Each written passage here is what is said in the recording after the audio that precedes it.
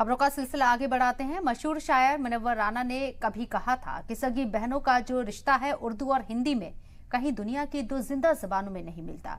लेकिन अब इन सगी बहनों को अलग अलग किया जा रहा है। अब उर्दू को हटाकर हिंदी को तरजीह दी जा रही है।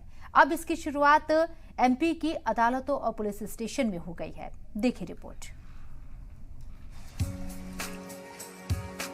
सैकड़ों साल से भारत की जबान फारसी और उर्दू रही है। मुल्क की अदालतों में फारसी और उर्दू के अल्फाज का इस्तेमाल होता रहा है। मुल्क की आजादी के बाद भी इन्हीं अल्फाज का सहारा लिया जाता रहा है और ये तमाम अल्फाज अदालत से बाहर तक आम लोगों के भी जबान जद रहे हैं। लंबे वक्त तक उर्दू भारत की अदालतों की जबान रही है। मुगल दौर में कोर्ट की जबान उर्दू फारसी ही रही। वक्त और हुकूमत के साथ जबान बदल गई, मगर कुछ अल्फाज जो के तो रहे। लेकिन अब मध्य प्रदेश पुलिस ने इस डिक्शनरी को बदल दिया है और अब इन अल्फाज को हिंदी अल्फाज से रिप्लेस किया जा रहा है। अब मध्य प्रदेश के कोर्ट में जिन अल्फाज का इस्तेमाल किया जाएगा और कानूनी डिस्कशन में जिन अल्फाज की तब्दीली हुई है उनमें ताज़राते हिंद है, जिसे अब भारतीय दंड संहिता के तौर पर इस्तेमाल किया जा रहा है। वहीं ज़ाब्ताए फौजदारी को दंड प्रक्रिया संहिता के तौर पर बोला जा रहा है। अदालत अब न्यायालय से बदल दिया गया है।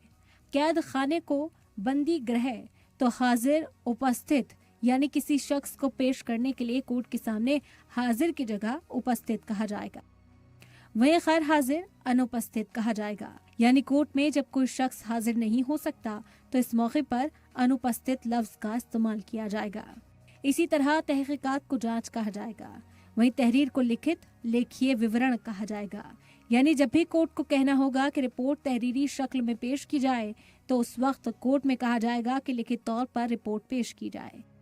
इसी तरह इरादतन के लफ्ज को साशय कहा जाएगा, यानी इरादतन कत्ल को साशय हत्या से बदला गया। इसी तरह अगर जमीन, प्रॉपर्टी या दूसरी चीजों के कब्जे की बात चलेगी तो ऐसे मौके पर आधिपत्य का लफ्ज इस्तेमाल किया जाएगा।